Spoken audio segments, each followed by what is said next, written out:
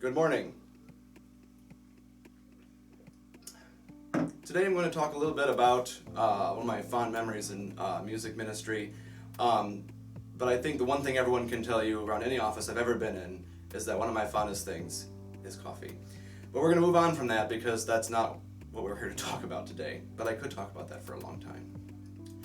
Maya Angelou once said, "I've learned that people will forget what you said, people will forget what you did, but people will never forget how you made them feel." And that's how I kind of feel about my journey through music ministry the last 10 years.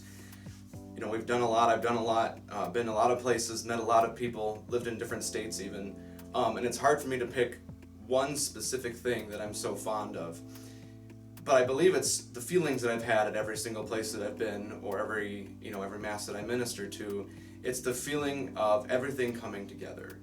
A lot of my ensembles would probably tell you that if they've been in one of the choirs that I've directed, that I like to push the envelope, and I'm pretty persistent in that regard. And they may not always appreciate it all the time, but the beauty of when it all comes together at the end, whether it's been a Christmas concert, whether it's been an Easter vigil, or even just a Sunday Mass that a choral anthem's gone really well, or even a smaller ensemble knocks a hymn out of the park, that for me is some of my fondest memories and feelings in music ministry, because it's not about my personal gain, about my personal music performance per se.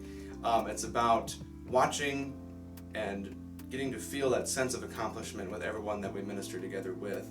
Whether it's the congregation singing full force on a hymn or one of the ones that they've loved so much, or belting the Gloria out. I've had many parishes where, including St. Gerard, people who love to sing and love to bring that out. And that, for me, is one of my greatest and most cherished feelings. I think that watching the musicians around me, or the people that we minister with, realize how everything has finally come together, and that we are actually, making music beautifully in the glory of God.